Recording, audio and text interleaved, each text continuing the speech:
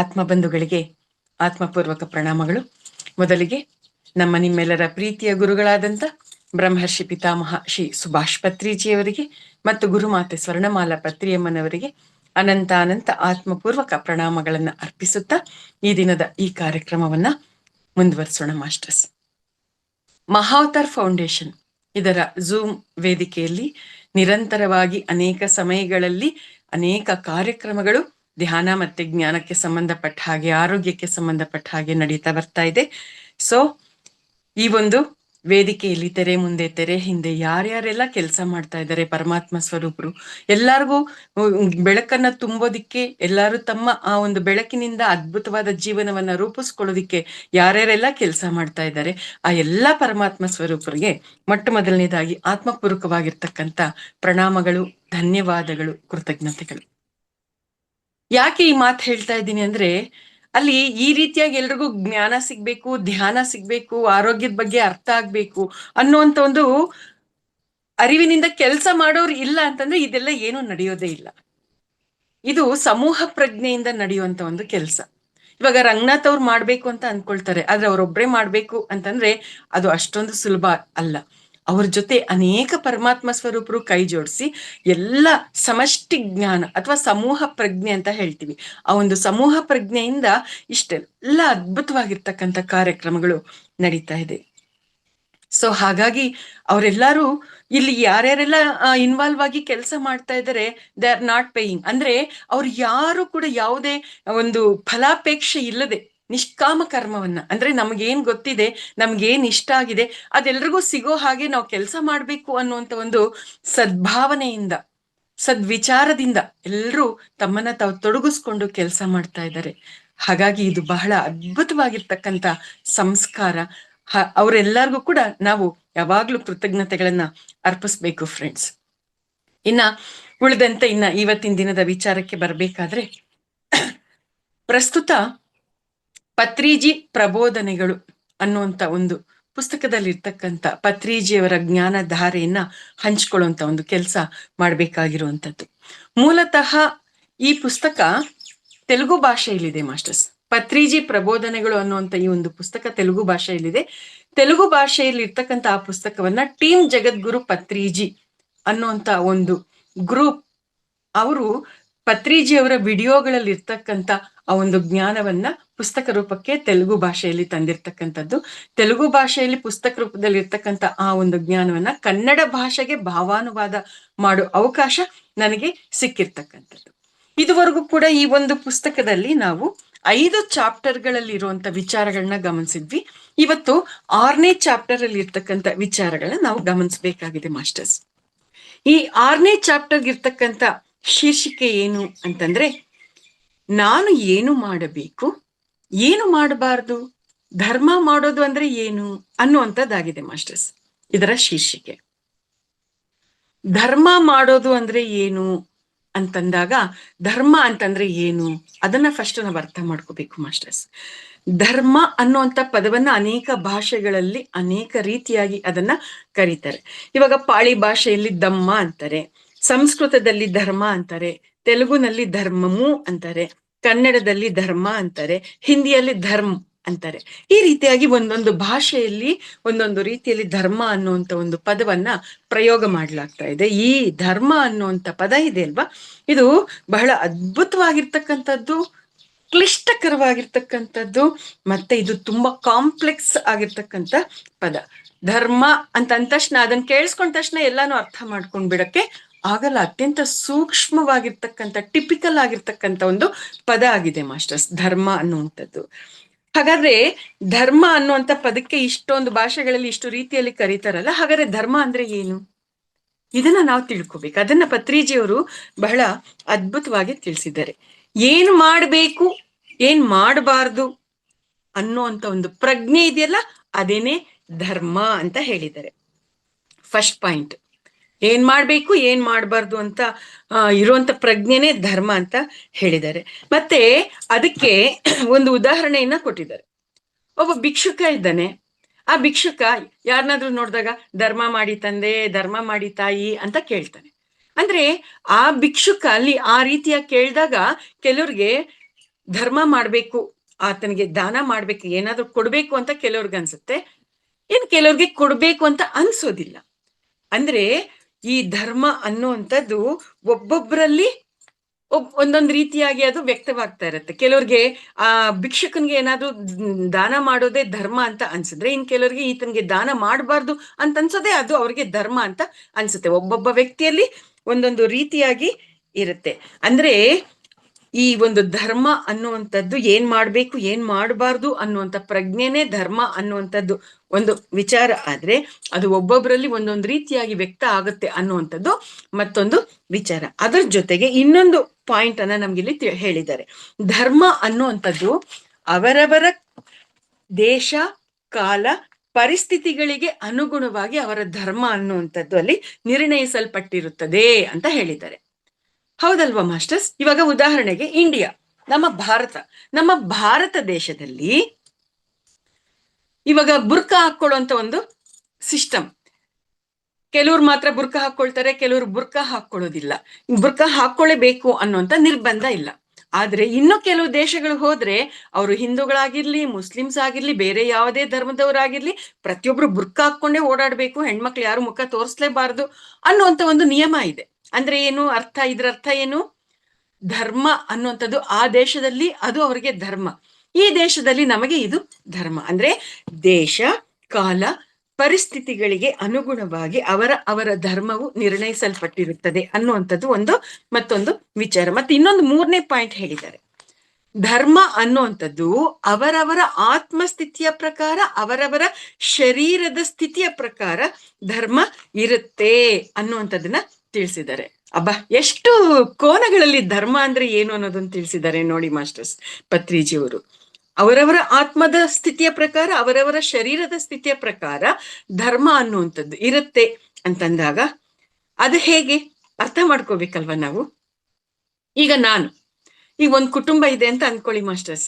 ಒಂದು ಕುಟುಂಬದಲ್ಲಿ ಒಬ್ಬರಿಗೆ ಚೆನ್ನಾಗಿ ತಿನ್ಬೇಕು, ವೆರೈಟಿ ಆಗಿರುವಂತ ಫುಡ್ ಅನ್ನ ಮಾಡಿಸ್ಕೊಂಡು ತಿನ್ಬೇಕು ಅಂತ ಅವ್ರಿಗನ್ಸುತ್ತೆ. ಅವ್ರಿಗೆ ಆ ರೀತಿಯಾಗಿ ತಿನ್ನೋದೇ ಧರ್ಮ. ಅದು ಆ ರೀತಿಯಾಗಿ ಅವ್ರ ಫುಡ್ ಸಿಗದೆ ಇದ್ರೆ ಅದು ಅಧರ್ಮ ಆಗತ್ತೆ. ಆ ರೀತಿಯಾಗಿ ಅವ್ರ ಫುಡ್ ತಿನ್ನಕ್ ಬಿಡದೆ ಇದ್ರೆ ಅಧರ್ಮ ಆಗತ್ತೆ.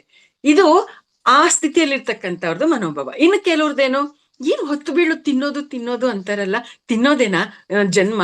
ತಿನ್ನೋಕೇನ ನಾವು ಹುಟ್ಟಿರೋದು?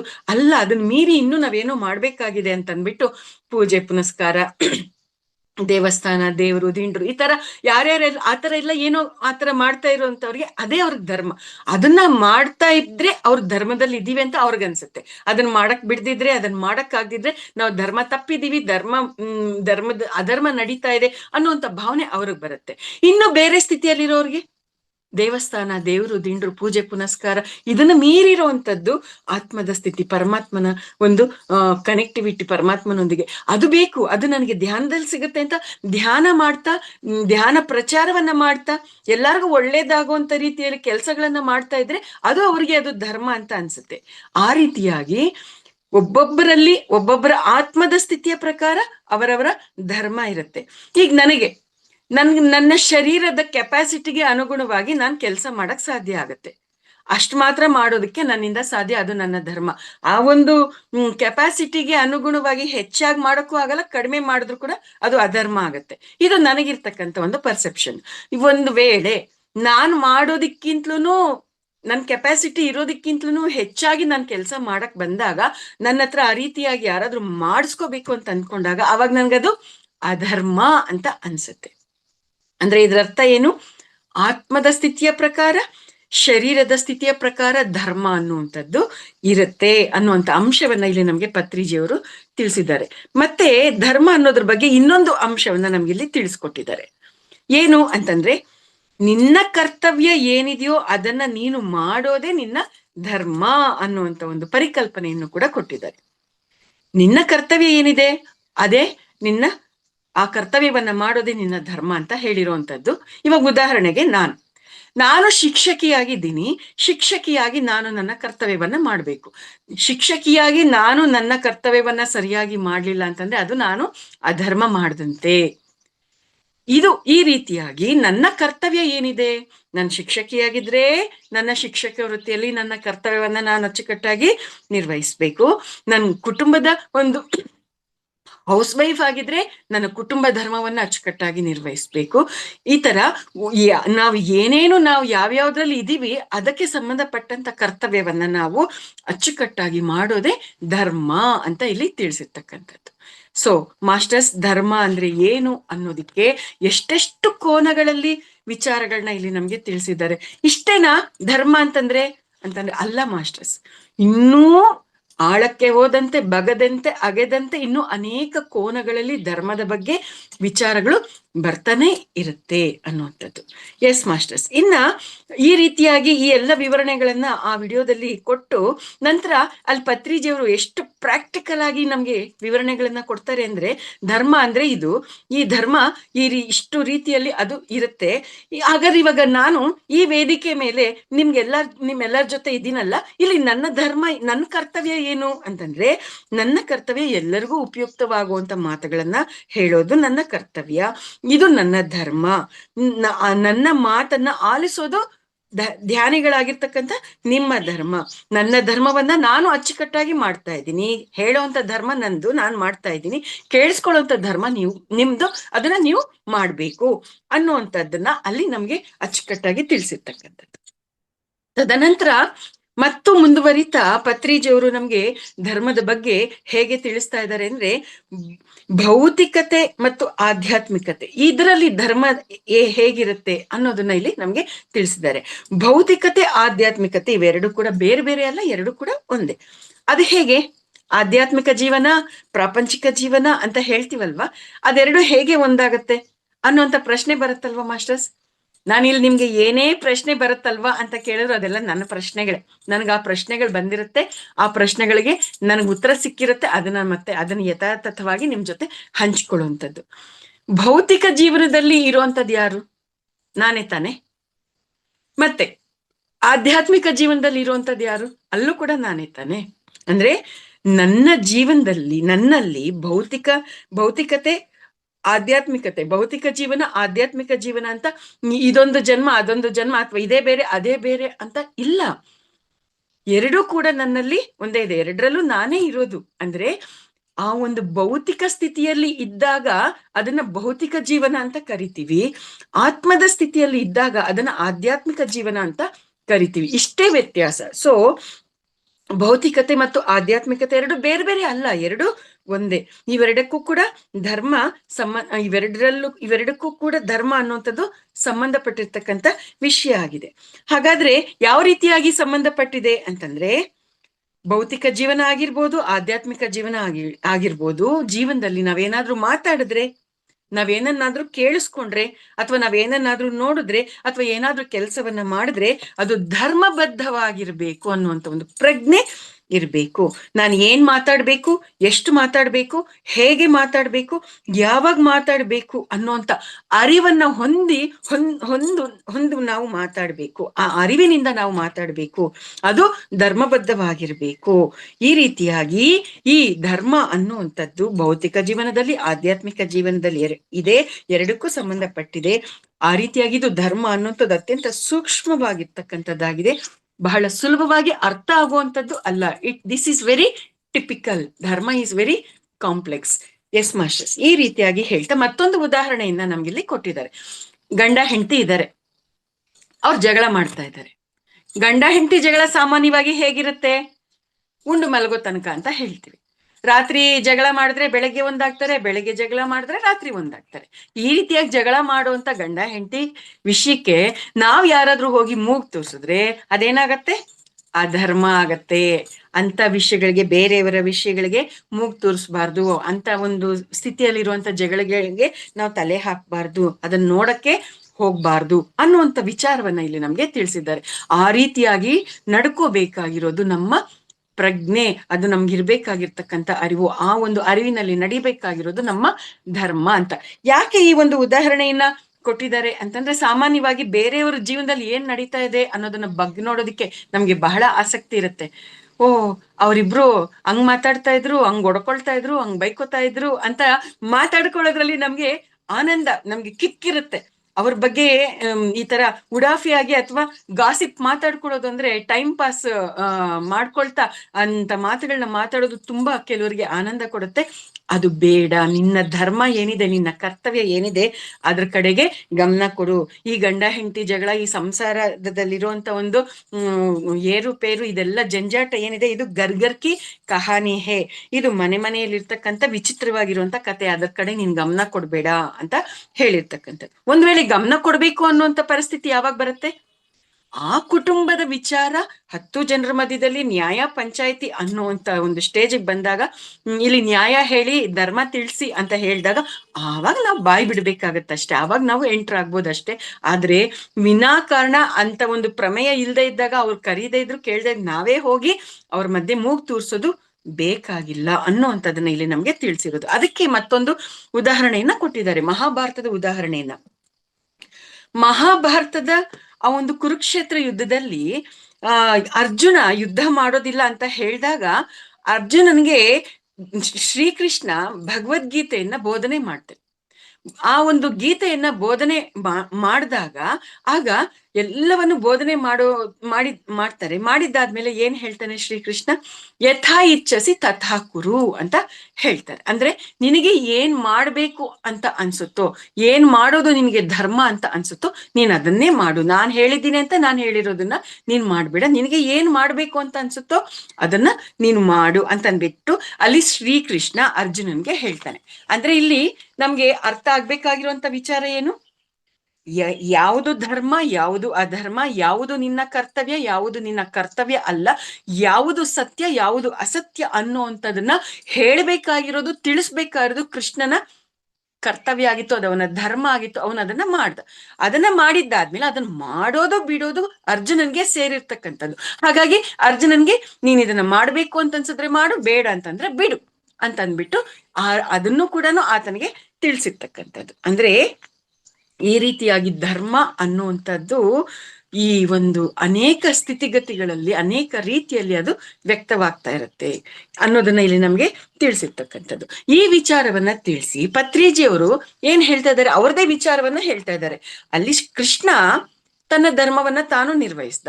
ನಂತರ ಅದನ್ನ ಕೇಳಿಸ್ಕೊಂಡಂತ ಅರ್ಜುನ ಅವನ ಧರ್ಮವನ್ನ ನಿರ್ವಹಿಸ್ದ. ಹಾಗಾದ್ರೆ ನನ್ನ ಧರ್ಮ ಏನು ಈ ಸಮಯದಲ್ಲಿ ಅಂತ ಪತ್ರಿಜಿಯವರೇ ಪ್ರಶ್ನೆಯನ್ನ ಹಾಕ್ತಾ ಯಾವ ರೀತಿಯಾಗಿರ್ತಕ್ಕಂಥ ಉತ್ತರವನ್ನ ಕೊಟ್ಟಿದ್ದಾರೆ ಅಂತಂದ್ರೆ, ನನ್ನ ಧರ್ಮ ಏನು ಅನ್ನೋದು ನನಗೆ 1980ರಲ್ಲಿ, ಅಂದ್ರೆ 40 ವರ್ಷಗಳ ಹಿಂದೆನೆ ನನಗೆ ಗೊತ್ತಾಯ್ತು. ಪ್ರಪಂಚ ಎಲ್ಲಾ ಸುತ್ತುತ್ತಾ ಧ್ಯಾನವನ್ನ ಎಲ್ಲಾರ್ಗೂ ಹೇಳ್ಕೊಡೋದು, ಜ್ಞಾನವನ್ನ ತಿಳಿಸೋದು ನನ್ನ ಧರ್ಮ, ನನ್ನ ಕರ್ತವ್ಯ ಅನ್ನೋದು ನನಗೆ 40 ವರ್ಷಗಳ ಹಿಂದೆ ಗೊತ್ತಾಗಿದ್ದು. ಆದ್ರೆ ಅದು ಆ ಒಂದು ವಿಚಾರ ನನಗೆ ಗೊತ್ತಾಗೋಕ್ಕೂ ಮೊದಲು ನನಗೆ ನನ್ನ ಜೀವನ ಅಗಮ್ಯ ಗೋಚರವಾಗಿತ್ತು. ಮಾಡ್ಬೇಕು ಅಂತ ಇದೆ, ಏನ್ ಮಾಡ್ಬೇಕು ಅಂತ ಗೊತ್ತಿಲ್ಲ, ಹೇಗೆ ಮಾಡ್ಬೇಕು ಅಂತ ಗೊತ್ತಿಲ್ಲ. ಆವಾಗ ಅದ್ ನನಗೆ ಗೊತ್ತಾಗಿದ್ದು 1980ರಲ್ಲಿ. ಇವಾಗ 2020, ಒಟ್ಟು 40 ವರ್ಷ ಆಯ್ತು. ಈ 40 ವರ್ಷದಲ್ಲಿ ನೋಡಿ, ನಾನು ನನ್ನ ಧರ್ಮವನ್ನ ತಿಳ್ಕೊಂಡು ನನ್ನ ಧರ್ಮದಲ್ಲಿ ನಾನು ನನ್ನ ಕರ್ತವ್ಯವನ್ನ ಮಾಡ್ತಾ ಇದ್ದೇನೆ. ಆಗ ಅಂದ್ರೆ 1990ಕ್ಕೂ ಮೊದಲು ನನ್ಗೆ ಗಡ್ಡ ಇರ್ಲಿಲ್ಲ, ಆದ್ರೆ ಇವಾಗ ಗಡ್ಡ ಬೆಳ್ಕೊಂಡಿದೆ ಅನ್ನುವಂತ ಉದಾಹರಣೆಯನ್ನು ಕೂಡ ಕೊಟ್ಟಿದ್ದಾರೆ. ಅಂದ್ರೆ ಏನು, ಇಲ್ಲಿ ಏನ್ ಹೇಳಕ್ಕೆ ಪ್ರಯತ್ನ ಮಾಡ್ತಾ ಇದ್ದಾರೆ ಅಂದ್ರೆ, ಪತ್ರಿಜಿಯವರಿಗೆ ಅವರ ಧರ್ಮ ಏನು, ಅವರ ಜೀವನದ ಧ್ಯೇಯ ಏನು, ಅವರ ಕರ್ತವ್ಯ ಏನು ಅನ್ನೋದು ಅರ್ಥ ಆಗೋಕ್ಕೂ ಮೊದಲು ಅವರು ಆ ರೀತಿಯಾಗಿ ಪ್ರಾಪಂಚಿಕವಾಗಿ ಇದ್ದೆ. ಆದ್ರೆ ನನ್ನ ಧರ್ಮ, ನನ್ನ ಕರ್ತವ್ಯ ಏನು ಅನ್ನೋದು ಅರ್ಥ ಆದ್ಮೇಲೆ ನಾನು ಈ ರೀತಿಯಾಗಿ ತಯಾರಾಗಿದ್ದೀನಿ. ಆಗ ಗಡ್ಡ ಶೇವ್ ಮಾಡ್ಕೋಬೇಕು ಅಂತ ಅನ್ನಿಸ್ತಾ ಇತ್ತು, ಆದ್ರೆ ಇವಾಗ ಗಡ್ಡನ ಶೇವ್ ಮಾಡ್ಕೋಬೇಕು ಅಂತ ಅನ್ನಿಸ್ತಾ ಇಲ್ಲ. ಅಷ್ಟರ ಮಟ್ಟಿಗೆ ನನ್ನ ಸ್ಥಿತಿಗತಿಗಳು ಬದಲಾಗಿದೆ ಅನ್ನುವಂಥ ಉದಾಹರಣೆಯನ್ನ ಇಲ್ಲಿ ಅವರು ನಮ್ಗೆ ಸೂಕ್ಷ್ಮವಾಗಿ ಅರ್ಥ ಮಾಡಿಸಿರ್ತಕ್ಕಂಥದ್ದು ಮಾಸ್ಟರ್ಸ್. ಅದಾದ್ಮೇಲೆ ಧ್ಯಾನ ಮಾಡ್ಬೇಕು, ಧ್ಯಾನ ಪ್ರಚಾರ ಮಾಡ್ಬೇಕು ಅನ್ನುವಂಥದ್ದನ್ನ ಹೇಳ್ತಾ ಇದ್ದಾರೆ. ಅದ್ರ ಜೊತೆಗೆ ಮತ್ತೊಂದು ಕ್ಲಾರಿಟಿಯನ್ನ ಕೊಟ್ಟಿದ್ದಾರೆ. ನಾವು ಧ್ಯಾನವನ್ನ ಪ್ರಚಾರ ಮಾಡ್ಬೇಕು, ಧ್ಯಾನವನ್ನ ಹೇಳ್ಕೊಡ್ಬೇಕು. ಹಾಗಾದ್ರೆ ಧ್ಯಾನವನ್ನ ಎಂತವ್ರಿಗೆ ಹೇಳ್ಬೇಕು, ಯಾರಿಗೆ ಹೇಳ್ಕೊಡ್ಬೇಕು ಅನ್ನುವಂಥ ಒಂದು ಪ್ರಶ್ನೆಯನ್ನ ಅಲ್ಲಿ ಪತ್ರಿಜಿಯವರೇ ಕೇಳ್ತಾ ಏನ್ ಹೇಳಿದ್ದಾರೆ ಅಂತಂದ್ರೆ, ಧ್ಯಾನನ ನಾವು ಯಾರಿಗೆ ಹೇಳ್ಕೊಡ್ಬೇಕು ಅಂದ್ರೆ, ಧ್ಯಾನ ಯಾರಿಗೆ ಬೇಕಾಗಿದೆಯೋ ಅವ್ರಿಗೆ ಹೇಳ್ಕೊಡ್ಬೇಕು. ಧ್ಯಾನದ ಬಗ್ಗೆ ಯಾರಿಗೆ ಶ್ರದ್ಧೆ ಇದೆಯೋ ಅವ್ರಿಗೆ ಹೇಳ್ಕೊಡ್ಬೇಕು. ಧ್ಯಾನ ಅಂದ್ರೆ ಯಾರಿಗೆ ಇಷ್ಟ ಇದೆಯೋ ಅಂತವ್ರಿಗೆ ಹೇಳ್ಕೊಡ್ಬೇಕು. ಧ್ಯಾನವನ್ನ ಕಲಿಯೋದಿಕ್ಕೆ ಯಾರು ಸಿದ್ಧವಾಗಿದ್ದಾರೋ ಅಂತವ್ರಿಗೆ ಧ್ಯಾನವನ್ನ ಹೇಳ್ಕೊಡ್ಬೇಕು. ಇಷ್ಟ ಇಲ್ದೇ ಇರೋರ್ಗೆ, ಶ್ರದ್ಧೆ ಇಲ್ದೇ ಇರೋರ್ಗೆ, ಅದನ್ನ ಕಲಿಯೋದಿಕ್ಕೆ ಸಿದ್ಧವಾಗಿಲ್ದೇ ಇರೋರ್ಗೆ, ಅದು ಬೇಕಾಗಿಲ್ದೇ ಇರೋರ್ಗೆ ನಾವು ಧ್ಯಾನವನ್ನ ಹೇಳ್ಕೊಡ್ಬಾರ್ದು. ಒಂದ್ ವೇಳೆ ಹೇಳ್ಕೊಟ್ರೆ ಏನಾಗತ್ತೆ? ಬೂದಿ ಒಳಗಡೆ ಸುರಿದಿರ್ತಕ್ಕಂಥ ಪನ್ನೀರಿನಂತೆ ಆಗತ್ತೆ ಅನ್ನುವಂತ ಅಂಶವನ್ನ ಇಲ್ಲಿ ನಮ್ಗೆ ತಿಳಿಸಿದ್ದಾರೆ. ಅಂದ್ರೆ ಏನು ಇದರರ್ಥ? ಧ್ಯಾನವನ್ನ ಎಲ್ಲಾರ್ಗು ಹೇಳ್ಕೊಡ್ಬೇಕು ಅಂತಂದ್ರೆ, ಈಗ ನಾನು ದಾರಿಯಲ್ಲಿ ಹೋಗ್ತಾ ಇರ್ತೀನಿ, ಯಾರೋ ಎದುರುಗಡೆ ಬರ್ತಾರೆ, ಸರ್ ಧ್ಯಾನ ಮಾಡಿ ಸರ್, ಹಿಂಗ್ ಸರ್ ಧ್ಯಾನ ಮಾಡೋದು ಅಂತ. ಅವ್ರು ಏನೋ ಅರ್ಜೆಂಟ್ ಅಲ್ಲಿ ಏನೋ ಕೆಲಸದಲ್ಲಿ ಹೋಗ್ತಾ ಇದ್ದಾಗ ಅದನ್ನ ಕೇಳಿಸ್ಕೊಳ್ಳೋ ಅಂತ ಸ್ಥಿತಿ ಆಗ್ಲಿ, ಸಂಯಮ ಆಗ್ಲಿ, ಆ ಒಂದು ಮೆಚುರಿಟಿ ಆಗ್ಲಿ ಅವ್ರಿಗೆ ಇಲ್ದೇ ಇದ್ದಾಗ ನಾನು ಅವ್ರನ್ನ ತಡೆದ್ಬಿಟ್ಟು ಧ್ಯಾನ ಹಿಂಗ್ ಮಾಡ್ಬೇಕು, ಹಿಂಗ್ ಮಾಡಿ ಸರ್ ಒಳ್ಳೇದಾಗತ್ತೆ ಅಂತ ನಾನು ಹೇಳಿದ್ರೆ ಅದು ಅವರು ರಿಸೀವ್ ಮಾಡ್ಕೊಳ್ಳಲ್ಲ. ರಿಸೀವ್ ಮಾಡ್ಕೊಳ್ದೆ ಇರೋದು ಒಂದು ಅದು ಪುಣ್ಯನೇ. ಆದ್ರೆ ಅವ್ರೇನಾದ್ರೂ ನಾವು ಅವ್ರನ್ನ ತಡೆದ್ಬಿಟ್ಟು ಈ ತರ ಹೇಳ್ದಾಗ ಅವ್ರೇನಾದ್ರು ಕೋಪದಲ್ಲಿದ್ರೆ ನಮ್ಮನ್ನ ಸರಿಯಾಗಿ ತರಾಟೆಗೆ ತಗೊಳಕ್ಕೂ ಕೂಡ ಅವಕಾಶ ಆಗುತ್ತೆ. ಅಂದ್ರೆ ಇಲ್ಲಿ ಎಲ್ಲಾ ಸಂದರ್ಭಗಳನ್ನ ನಾವು ಗಮನಿಸ್ಕೊಳ್ಳುವಂಥದ್ದು ಇದೆ. ಯಾರಿಗೆ ನಾವು ಧ್ಯಾನವನ್ನ ಹೇಳ್ಕೊಡ್ಬೇಕು ಅಂತಂದ್ರೆ ಈ ರೀತಿಯಾಗಿ ಯಾರಿಗೆ ಬೇಕಾಗಿದೆಯೋ ಅವ್ರಿಗೆ. ಹಾಗಾದ್ರೆ ನಾವು ಪಾಂಪ್ಲೆಟ್ಗಳನ್ನ, ಧ್ಯಾನದ ಪಾಂಪ್ಲೆಟ್ಗಳನ್ನ ಸಿದ್ಧ ಮಾಡ್ತೀವಿ, ಎಲ್ಲಾರ್ಗು ಹಂಚ್ಕೊಂಡ್ ಬರ್ತೀವಿ, ವೆಜಿಟೇರಿಯನ್ ಜಾಥಾಗಳನ್ನ ಮಾಡ್ತೀವಿ. ಇದೆಲ್ಲ ಯಾಕೆ ಮಾಡ್ಬೇಕಂಗಾದ್ರೆ? ಅವ್ರು ಸಿದ್ಧವಾಗಿ ಇಲ್ದೇ ಇದ್ದಾಗ ಅವ್ರಿಗೆಲ್ಲರಿಗೂ ತಿಳಿಸ್ಬೇಕು ಅಂತ ನಾವು ಯಾಕೆ ಅನ್ಕೋಬೇಕು ಅನ್ನೋಂಥ ಒಂದು ಪ್ರಶ್ನೆ ನನಗ್ ಬಂತು ಮಾಸ್ಟರ್ಸ್. ಆ ರೀತಿಯಾಗಿ ಬಂದಾಗ ನಾವು ಧ್ಯಾನ ಪ್ರಚಾರ, ವೆಜಿಟೇರಿಯನ್ ಜಾಥಾ ಇಂಥದನ್ನೆಲ್ಲ ನಾವು ಮಾಡ್ತೀವಿ. ಯಾಕೆ ಅಂತಂದ್ರೆ ಅವ್ರಿಗೆ ಜಸ್ಟ್ ಇಂಥದ್ದಿದೆ ಅನ್ನೋದು ತಿಳಿಸೋದಿಕ್ಕೆ ಅಷ್ಟೇ. ಅದಕ್ಕೋಸ್ಕರ ಪಾಂಪ್ಲೆಟ್ಗಳನ್ನ ಹಂಚ್ತೀವಿ. ಮಾಂಸಾಹಾರ ಪಾಪಾಹಾರ, ಮಾಂಸಾಹಾರ ರಾಕ್ಷಸಾಹಾರ, ಮಾಂಸಾಹಾರ ರೋಗಾಹಾರ, ಶವಾಹಾರ ಅನ್ನುವಂಥ ಅಂಶವನ್ನ ಅವ್ರಿಗೆ ಅರ್ಥ ಮಾಡಿಸೋದಿಕ್ಕೆ ವೆಜಿಟೇರಿಯನ್ ಜಾಥಾ ಮಾಡ್ತೀವಿ. ನಿನ್ನಲ್ಲಿ ಪ್ರೇಮ ತತ್ವವನ್ನ, ಮಾನವತ್ವವನ್ನ, ಇದನ್ನ ತುಂಬ್ಕೋ, ಅಹಿಂಸಾ ತತ್ವವನ್ನ ಜಾಗೃತ ಮಾಡ್ಕೊ ಅನ್ನೋದನ್ನ ತಿಳಿಸೋದಿಕ್ಕೆ ನಾವು ಇದನ್ನ ಮಾಡ್ಬೇಕಾಗಿದೆ. ಹೇಳೋದು ನಮ್ ಧರ್ಮ, ಕೇಳೋದು ಬಿಡೋದು ಅವ್ರ ಕರ್ಮ ಅಷ್ಟೇ. ಶ್ರೀಕೃಷ್ಣ ಹೇಳೋದೆಲ್ಲ ಹೇಳ್ದ, ಹೇಳೋದು ಅವನ್ ಧರ್ಮ, ಕೇಳೋದು ಬಿಡೋದು ಅರ್ಜುನನ ಒಂದು ಕರ್ಮ ಅಷ್ಟೇ. ಈ ರೀತಿಯಾಗಿರ್ತಕ್ಕಂಥ ಸ್ಥಿತಿಯಲ್ಲಿ ನಾವು ಈ ಕೆಲಸವನ್ನ ಮಾಡ್ಬೇಕಾಗಿದೆ. ಆದ್ರೆ ವ್ಯಕ್ತಿಗತವಾಗಿ ಒಬ್ಬೊಬ್ಬರನ್ನು ನಿಲ್ಸಿ ಒಬ್ಬೊಬ್ಬರ ಹತ್ರಕ್ಕೂ ಹೋಗಿ ನಾವು ಬಲವಂತವಾಗಿ ನಾವು ಧ್ಯಾನವನ್ನ ಹೇಳ್ಕೊಡೋದು ಬೇಕಾಗಿಲ್ಲ. ಆ ರೀತಿಯಾಗಿ ಹೇಳ್ಕೊಟ್ರೆ ಅದು ಬೂದಿ ಒಳಗಡೆ ಆ ಪನ್ನೀರನ್ನ ಸುರಿದ್ರೆ ಅದು ಯಾವ ರೀತಿಯಾಗಿ ವ್ಯರ್ಥ ಆಗುತ್ತೋ ಆ ರೀತಿಯಾಗಿ ನಮ್ಮ ಶ್ರಮ ವ್ಯರ್ಥ ಆಗತ್ತೆ. ನಮ್ಮ ಸಮಯ, ನಮ್ಮ ಶ್ರಮ, ನಮ್ಮ ಶಕ್ತಿ ಎಲ್ಲವೂ ಕೂಡ ವ್ಯರ್ಥ ಆಗತ್ತೆ ಅನ್ನೋದನ್ನ ಇಲ್ಲಿ ನಮ್ಗೆ ತಿಳಿಸಿರೋದು. ಈ ರೀತಿಯಾಗಿ ಅಂದ್ರೆ ಮಹಾಭಾರತದಲ್ಲಿ ಕೌರವರಿಗೆ ಶ್ರೀಕೃಷ್ಣ ಬೇಕಾಗಿರ್ಲಿಲ್ಲ, ಅವ್ರಿಗೆ ಸೈನ್ಯ ಬೇಕಾಗಿತ್ತು. ಕೃಷ್ಣ ಅಲ್ಲ, ಕೃಷ್ಣನ ಸೈನ್ಯ ಬೇಕಾಗಿತ್ತು. ಅದೇ ರೀತಿಯಾಗಿ ಈ ಪ್ರಸ್ತುತ ಈ ಭೂಮಿ ಮೇಲೆ ಧ್ಯಾನ ಬೇಕಾಗಿಲ್ಲ ಅನ್ನುವಂತ ಅಜ್ಞಾನಿಗಳು ಕೂಡ ಇದ್ದಾರೆ. ಸೊ ಆ ರೀತಿಯಾಗಿರುವಂತ ಆ ಅಜ್ಞಾನಿಗಳಿಗೆ ನಾವೇನ್ ಹೇಳಿದ್ರು ಕೂಡ ಅದು ಒಳಕ್ ಹೋಗಲ್ಲ. ಅವ್ರು ಯಾವಾಗ ಆ ಒಂದು ಅಜ್ಞಾನದ ಪೊರೆಗಳನ್ನ ಕಳ್ಸ್ಕೊಂಡು ಆಚೆಗೆ ಬರ್ಬೇಕು ಅವಾಗ ಬರ್ತಾರೆ. ಅಲ್ಲಿವರೆಗೂ ನಮ್ ಕರ್ತವ್ಯ ಏನಿದೆ ಅದನ್ನ ನಾವು ಮಾಡ್ಕೊಂಡು ಹೋಗೋಣ ಅನ್ನುವಂಥದ್ದನ್ನ ಇಲ್ಲಿ ನಮ್ಗೆ ತಿಳಿಸ್ತಾ ಇದ್ದಾರೆ. ಮತ್ತೆ ಅದೇ ಮಹಾಭಾರತದ ಉದಾಹರಣೆಯನ್ನ ಇಲ್ಲಿ ನಮ್ಗೆ ತಿಳಿಸ್ತಾ ಕೌರವರು ಪಾಂಡವರು ಬಗ್ಗೆ ನಮ್ಗೆ ಅರ್ಥ ಮಾಡಿಸ್ತಾ ಇರುವಂತದ್ದು ಮಾಸ್ಟರ್ಸ್. ಕೌರವರು ಎಷ್ಟು ಜನ? 100 ಜನ. ಪಾಂಡವರು ಎಷ್ಟು ಜನ? 5 ಜನ. 100 ಜನ ಅನ್ನುವಂಥದ್ದು ಕ್ವಾಂಟಿಟಿ ಅಂತಂದಾಗ ಅಲ್ಲಿ ಕೌರವರು ಕ್ವಾಂಟಿಟಿನೇ ಬಯಸಿದ್ರು. ಅಂದ್ರೆ ಏನು? ಸೈನ್ಯವನ್ನೇ ಬಯಸಿದ್ರು. ಇನ್ನ 5 ಜನ ಪಾಂಡವರು, 5 ಜನ ಪಾಂಡವರು ಅನ್ನೋದು ಕ್ವಾಲಿಟಿ. ಅವ್ರೇನ್ ಮಾಡಿದ್ರು? ಕ್ವಾಲಿಟಿಯನ್ನೇ ಬಯಸಿದ್ರು, ಕ್ವಾಂಟಿಟಿನ ಬಯಸ್ಲಿಲ್ಲ. ಅವ್ರು ಕ್ವಾಲಿಟಿಯನ್ನ ಬಯಸಿದ್ರು. ಅಂದ್ರೆ ಏನು? ಶ್ರೀಕೃಷ್ಣ ಬೇಕು ಅಂತ ಅನ್ಕೊಂಡ್ರು. ಅಂದ್ರೆ ಕ್ವಾಂಟಿಟಿಯನ್ನೇ ಬಯಸುತ್ತೆ, ಕ್ವಾಲಿಟಿಯನ್ನೇ ಬಯಸುತ್ತೆ. ಅಂದ್ರೆ ಈ ಒಂದು ಪ್ರಾಪಂಚಿಕರು ಪ್ರಾಪಂಚಿಕವಾಗಿರ್ತಕ್ಕಂಥದನ್ನೇ ಬಯಸ್ತಾರೆ, ಆಧ್ಯಾತ್ಮಿಕವಾಗಿರೋದನ್ನೇ ಬಯಸ್ತಾರೆ. ಪ್ರಾಪಂಚಿಕರು ಅವ್ರಿಗೇನು ಚೆನ್ನಾಗಿ ತಿನ್ಬೇಕು, ಕುಡಿಬೇಕು, ಮಜಾ ಮಾಡ್ಬೇಕು, ಎಂಜಾಯ್ ಮಾಡ್ಬೇಕು, ನನ್ಗೆ ಸ್ಪೆಷಲ್ ಆಗಿರ್ತಕ್ಕಂಥ ಐಡೆಂಟಿಫಿಕೇಶನ್, ನಾನ್ ರಾಜ, ನಾನ್ ಮಂತ್ರಿ, ನಾನು ಮಿನಿಸ್ಟ್ರು, ನಾನ್ PM, ನಾನ್ CM, ನಾನಿದು ನಾನದು, ನನ್ ವಿಶೇಷವಾಗಿರ್ತಕ್ಕಂಥ ಗೌರವ ಸಿಗ್ಬೇಕು, ಡೆಸಿಗ್ನೇಷನ್ ಸಿಗ್ಬೇಕು, ನಾನು ಇಷ್ಟು ತಿಳ್ಕೊಂಡಿದ್ದೀನಿ, ಅಷ್ಟು ತಿಳ್ಕೊಂಡಿದ್ದೀನಿ, ನಾನು ಇಂಥ ಪಂಡಿತ, ಅಂತ ಪಂಡಿತ, ನಾನು ಇಂಥ ಗ್ರೇಟ್ ಇಂಜಿನಿಯರು, ನಾನು ಇಷ್ಟು ದೊಡ್ಡ ಸಂಗೀತಗಾರ ಅನ್ನುವಂಥ ಆ ಒಂದು ಸ್ಥಿತಿಗತಿಗಳು, ಶರೀರ ಮತ್ತು ಮನಸ್ಸಿನ ಸ್ಥಾಯಿಯ ಸ್ಥಿತಿಗತಿಗಳು ಅವರಲ್ಲಿ ಇರುತ್ತೆ. ಕ್ವಾಂಟಿಟಿ ಪೀಪಲ್ ಅಲ್ಲಿ ಕ್ವಾಂಟಿಟಿಯನ್ನ ಈ ರೀತಿಯಾಗಿ ಬಯಸ್ತಾರೆ. ಪ್ರಾಪಂಚಿಕರು ಈ ರೀತಿಯಾಗಿ ಇದನ್ನೇ ಬೇಕು ಅಂತ ಬಯಸ್ತಾರೆ. ಆದ್ರೆ ಆಧ್ಯಾತ್ಮಿಕರಾಗಿರೋರು ಅಲ್ಲಿ ಯಾವತ್ತೂ ಕೂಡ ನನಗೆ ಧ್ಯಾನನೇ ಬೇಕು, ಧ್ಯಾನ ಪ್ರಚಾರ ಮಾಡೋದೇ ಬೇಕು, ನನ್ನನ್ನು ನಾನು ತಿಳ್ಕೊಳ್ಳೋದೇ ಬೇಕು, ಎಲ್ಲರಿಗೂ ಒಳ್ಳೇದಾಗುವಂತ ಕೆಲಸಗಳನ್ನ ಮಾಡೋದೇ ಬೇಕು, ಎಲ್ಲರಿಗೂ ಸಸ್ಯಾಹಾರದ ಬಗ್ಗೆ ತಿಳಿಸೋದೇ ಬೇಕು, ಅಹಿಂಸಾ ತತ್ವವನ್ನ, ಶಾಂತಿ ತತ್ವವನ್ನ, ಪ್ರೇಮ ತತ್ವವನ್ನ, ಸ್ನೇಹ ತತ್ವವನ್ನ ಎಲ್ಲರಿಗೂ ಅರ್ಥ ಮಾಡಿಸೋದೇ ಬೇಕು, ಎಲ್ಲರಲ್ಲೂ ಆ ಒಂದು ಚೈತನ್ಯ ಜಾಗೃತ ಆಗೋದೇ ಬೇಕು ಅಂತ ಬಯಸ್ತಾ ಇರ್ತಾರೆ. ಇದು ಎಸ್ ಮಾಸ್ಟರ್ಸ್ ಈ ರೀತಿಯಾಗಿ ಇಷ್ಟು ಅದ್ಭುತವಾಗಿರ್ತಕ್ಕಂಥ ಉದಾಹರಣೆಯನ್ನ ತಿಳಿಸ್ತಾ ನಮ್ಗೆ ಅರ್ಥ ಮಾಡಿಸಿರ್ತಕ್ಕಂಥದ್ದು ಮಾಸ್ಟರ್ಸ್. ಮತ್ತೆ 40 ವರ್ಷಗಳ ಹಿಂದೆ ಈ ಒಂದು ಧ್ಯಾನದ ಬಗ್ಗೆ ನಾನು ತಿಳಿಸ್ಬೇಕು ಅಂದಾಗ ನಾನು ಒಬ್ಬನೇ ಇದ್ದೆ. ಆದ್ರೆ ಈಗ ಈ 40 ವರ್ಷಗಳಲ್ಲಿ 40 ಲಕ್ಷ ಜನ ತಯಾರಾಗಿದ್ದಾರೆ. ಆ 40 ಲಕ್ಷ ಜನ ಈ ಭೂಮಿ ಮೇಲೆ ಇರ್ತಕ್ಕಂಥ ಎಲ್ಲಾರನ್ನೂ ಕೂಡ ಧ್ಯಾನಿಗಳನ್ನಾಗಿ ಮಾಡೋದಿಕ್ಕೆ ಅವರು ಕೆಲಸ ಮಾಡ್ತಾ ಇದ್ದಾರೆ. ಅಂದ್ರೆ ಹಿಂದೆ ಇದ್ದಂತ ಆ ಒಂದು ಕಾಲ ಏನಿತ್ತು, ಅಂದ್ರೆ ಕೌರವರು ಪಾಂಡವರು ಇದ್ದಂತ ಕಾಲ ಏನಿತ್ತು, ಈಗ ಕಂಪ್ಲೀಟ್ ಆಗಿ ಅದಲು ಬದಲಾಗಿ ತಯಾರಾಗಿದೆ. ಆಗ ದ್ವಾಪರ ಯುಗದಲ್ಲಿ 100 ಜನ ಕೌರವರು ಇದ್ರೆ, ಈಗ ಈ ಅಪ್ಗ್ರೇಡೆಡ್ ದ್ವಾಪರ ಯುಗದಲ್ಲಿ, ಈಗ ಇದು ಕಲಿಯುಗ ಅಲ್ಲ, ಇದು ಅಪ್ಗ್ರೇಡೆಡ್ ದ್ವಾಪರ ಯುಗ. ಈ ಅಪ್ಗ್ರೇಡೆಡ್ ದ್ವಾಪರ ಯುಗದಲ್ಲಿ 100 ಜನ ಕೌರವರ ಪ್ಲೇಸ್ ಅಲ್ಲಿ 5 ಜನ ಕೌರವರು ಉಳ್ಕೊಂಡಿದ್ದಾರೆ. 5 ಜನ ಪಾಂಡವರ ಪ್ಲೇಸ್ ನಲ್ಲಿ 100 ಜನ ಪಾಂಡವರಾಗಿದ್ದಾರೆ.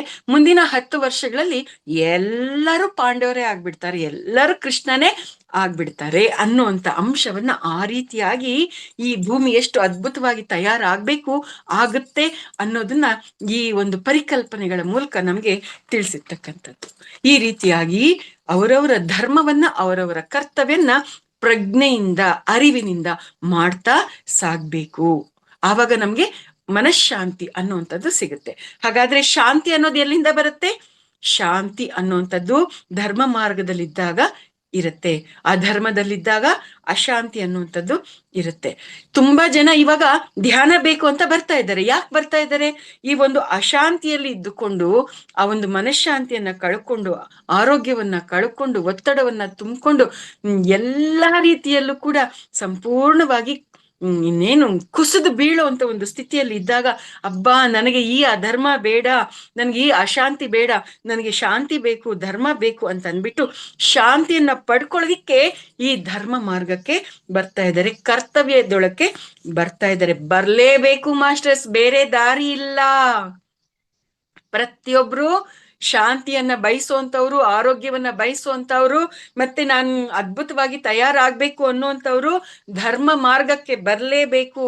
ಅವರ ಒಂದು ಕರ್ತವ್ಯವನ್ನ ಅವರು ಮಾಡ್ಲೇಬೇಕು. ಆವಾಗ್ಲೇನೆ ಅವರು ಆ ರೀತಿಯಾಗಿ ಅದ್ಭುತವಾಗಿ ಶಾಂತಿಯನ್ನ ಪಡ್ಕೊಳ್ಳುವಂಥದ್ದು. ಅಂದ್ರೆ ಏನ್ ಮಾಡ್ಬೇಕೋ ತಿಳ್ಕೊಂಡು ಅದನ್ನ ನಾವು ಮಾಡ್ಲೇಬೇಕು. ಅದನ್ನ ನಾವು ಮಾಡ್ದಾಗ್ಲೇನೆ ನಮ್ಗೆ ಮನಃಶಾಂತಿ ಸಿಗೋದು. ನಾವು ಏನ್ ನೋಡ್ಬೇಕು ಅಂತ ಅನ್ಕೊಂಡಿರ್ತೀವೋ ಅದನ್ನ ನೋಡ್ಲೇಬೇಕು. ಏನ್ ಆಲಿಸ್ಬೇಕು ಅಂತ ಅನ್ಕೊಂಡಿರ್ತೀವೋ ಅದನ್ನ ತಿಳ್ಕೊಂಡು ಆಲಿಸ್ಬೇಕು. ನಾವ್ ಏನ್ ಮಾತಾಡ್ಬೇಕು ಅಂತ ಅನ್ಕೊಂಡಿದೀವೋ ಅದನ್ನ ತಿಳ್ಕೊಂಡು ನಾವು ಅದನ್ನ ಮಾತಾಡ್ಬೇಕು. ಆವಾಗ್ಲೇನೆ ನಮ್ಗೆ ಮನಃಶಾಂತಿ ಅನ್ನುವಂಥದ್ದು ಸಿಗೋದು. ನೋಡಿ ಮಾಸ್ಟರ್ಸ್, ಇದಕ್ಕೆ ಸಂಬಂಧಪಟ್ಟ ಹಾಗೆ ಇಲ್ಲಿ ಇನ್ನೊಂದು ಅದ್ಭುತವಾಗಿರ್ತಕ್ಕಂಥ ಉದಾಹರಣೆಯನ್ನ ಕೊಟ್ಟಿದ್ದಾರೆ. ಅಂದ್ರೆ ಇನ್ನು ದುರ್ಯೋಧನನ ಉದಾಹರಣೆ.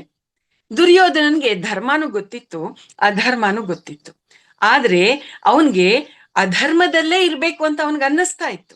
ಯಾಕೆ ಅಂತಂದ್ರೆ ಅವನು ಅಧರ್ಮದಲ್ಲಿ ನಡಿಬೇಕು ಅಂತ ಅವನು ಆಯ್ಕೆ ಮಾಡ್ಕೊಂಡು ಬಂದಿದ್ದ ಅವನ ಜೀವನವನ್ನ. ಹಾಗಾಗಿ ಆ ಒಂದು ಅಧರ್ಮದಲ್ಲಿ ಇದ್ದಾಗ್ಲೇ ಅವನಿಗೆ ಆನಂದ ಸಿಗ್ತಾ ಇತ್ತು, ಅವನಿಗೆ ಶಾಂತಿ ಸಿಗ್ತಾ ಇತ್ತು. ಆದ್ರೆ ಪಾಂಡವರಿಗೆ ಧರ್ಮದಲ್ಲಿ ಇದ್ದಾಗ ಮಾತ್ರನೇ ಅವ್ರಿಗೆ ಶಾಂತಿ ಸಿಗ್ತಾ ಇತ್ತು. ಅಂದ್ರೆ ಆಯಾ ಆತ್ಮದ ಸ್ಥಿತಿಗೆ ಅನುಗುಣವಾಗಿ, ಅವರವರ ಶರೀರದ ಸ್ಥಿತಿಗೆ ಅನುಗುಣವಾಗಿ ಧರ್ಮ ಅನ್ನುವಂಥದ್ದು ಇರುತ್ತೆ ಅನ್ನುವಂಥ ಅಂಶ ಹೇಳಿದಾರಲ್ವ ಪತ್ರಿಜಿಯವರು. ನೋಡ್ರಿ, ಅದು ಈ ದುರ್ಯೋಧನನ ವಿಷಯದಲ್ಲಿ. ಅದೇ ರೀತಿಯಾಗಿ ನಾವು ರಾವಣನ ಉದಾಹರಣೆಯನ್ನು ಕೂಡ ತಗೋಬಹುದು. ರಾವಣ ಅಪರ ಬ್ರಹ್ಮ, ರಾವಣ ಬ್ರಹ್ಮ ಅಂತಾನೆ ಕರೀತಾರೆ. ಬ್ರಹ್ಮ ಅಂತಂದಾಗ ಅವನಿಗೆ ಧರ್ಮ ಅಧರ್ಮ ಗೊತ್ತಿಲ್ವಾ ಮಾಸ್ಟರ್ಸ್? ಎಲ್ಲ ಗೊತ್ತಿದೆ. ಆದ್ರೂ ಕೂಡ ಅವನು ರಾಕ್ಷಸತ್ವಕ್ಕೆ ಅವನು ಕನೆಕ್ಟ್ ಆಗಿದ್ದ, ರಾಕ್ಷಸತ್ವದ ಗುಣಗಳನ್ನೇ ಬೆಳೆಸ್ಕೊಂಡಿದ್ದ. ಹಾಗಾಗಿ ಈ ಧರ್ಮ ಅನ್ನುವಂಥದ್ದು ಸ್ವಧರ್ಮವಾಗಿ ಕೂಡ ಇರುತ್ತೆ. ಸ್ವಧರ್ಮದಲ್ಲಿ ಅದು ಅಧರ್ಮನೋ ಸಧರ್ಮನೋ ಅನ್ನುವಂಥದ್ದು ಕೌಂಟ್ಗೆ ಬರಲ್ಲ.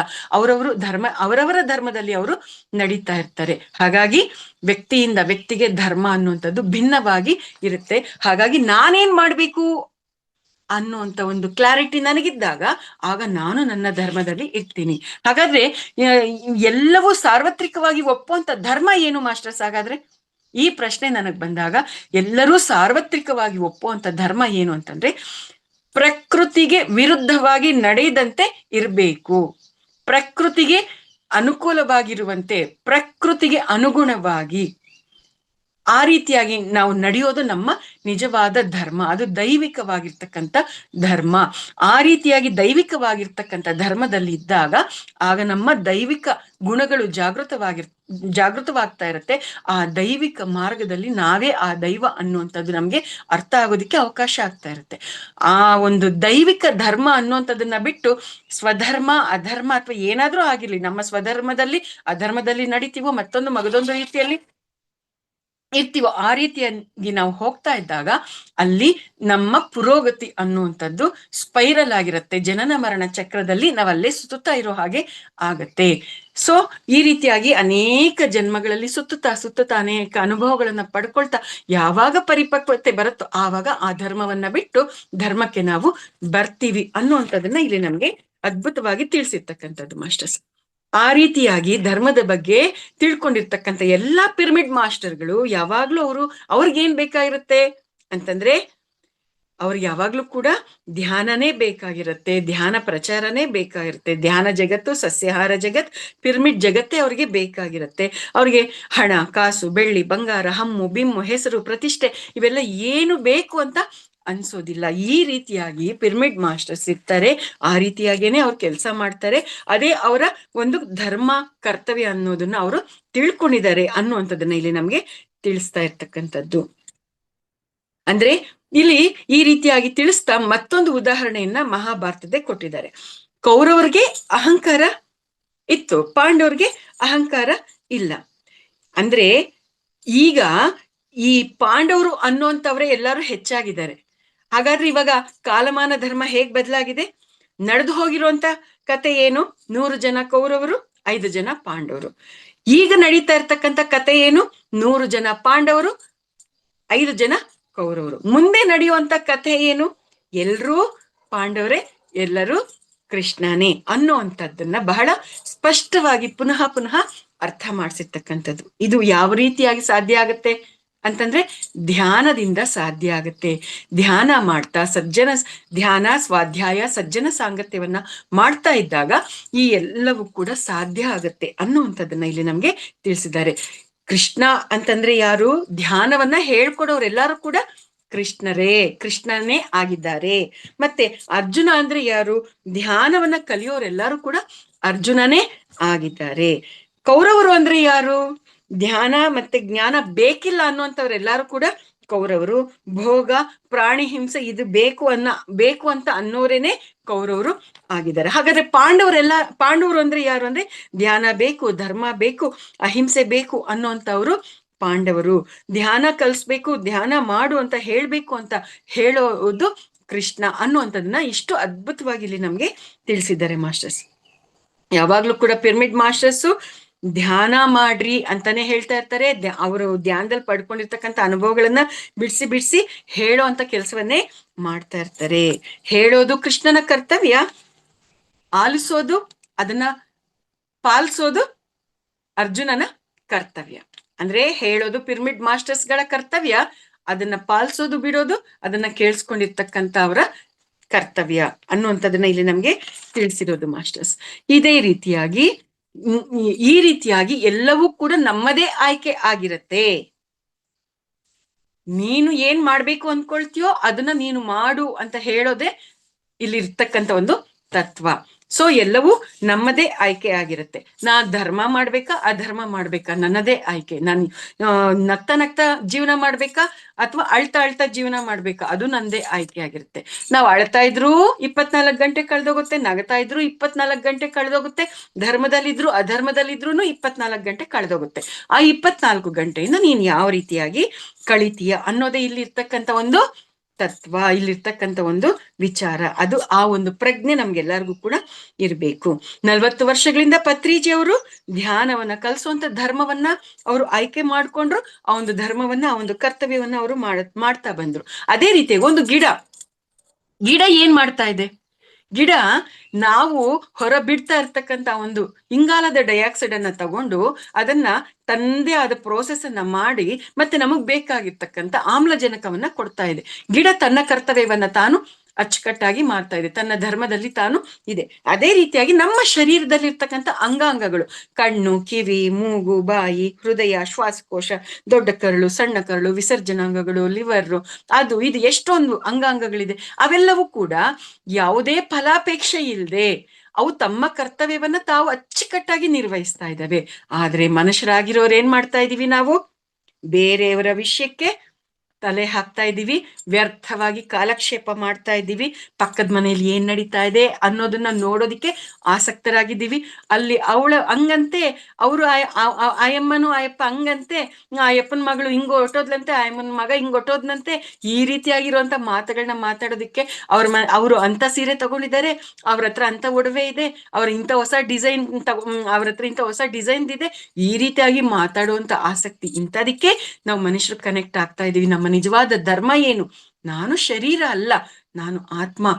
ಈ ಆತ್ಮವೇ ಪರಮಾತ್ಮ, ಈ ಶರೀರವೇ, ಈ ದೇಹವೇ ದೇವಾಲಯ, ಈ ಶ್ವಾಸವೇ ಗುರು ಅನ್ನುವಂತ ಒಂದು ಸತ್ಯದ ತತ್ವವನ್ನ ಅರ್ಥ ಮಾಡ್ಕೋಬೇಕಾಗಿರೋದು ನಮ್ಮ ಧರ್ಮ. ಆ ಧರ್ಮದಲ್ಲಿ ಸಾಧನೆ ಮಾಡ್ಬೇಕಾಗಿರುವಂಥದ್ದು ನಮ್ಮ ಕರ್ತವ್ಯ.